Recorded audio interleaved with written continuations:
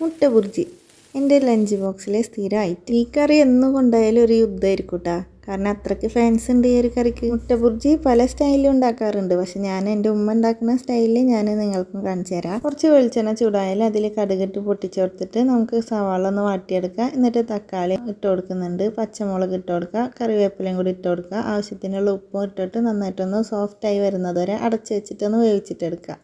ഇപ്പോൾ തക്കാളി നല്ല സോഫ്റ്റായിട്ട് വന്നിട്ടുണ്ട്. ഇനി നമുക്കിത് നന്നായി മിക്സാക്കിയ ശേഷം ഇതിലേക്ക് മസാലപ്പൊടികൾ ഇട്ട് കൊടുക്കുക.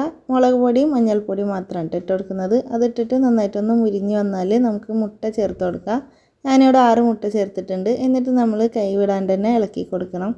ഇത് നല്ല ഹൈ ഫ്ലെയിമിൽ വെച്ചിട്ട് ചെറുതായിട്ടൊന്ന് ഡ്രൈ ആയി വരുന്നത് വരെ നമുക്ക് നന്നായിട്ടൊന്ന് മിക്സ് ആക്കിയിട്ട് എടുക്കാം. അപ്പോൾ ഈ ഒരു ടെക്സ്ചർ ആവുന്നത് വരെ നമുക്ക് നന്നായിട്ടൊന്ന് മിക്സ് ആക്കിയിട്ട് എടുക്കണം കേട്ടോ. അപ്പോൾ ഇത്രയേ ഉള്ളൂ, നമ്മളെ ടേസ്റ്റി ആയിട്ടുള്ള എഗ് ബുർജി ഇവിടെ റെഡി ആയിട്ടുണ്ട്.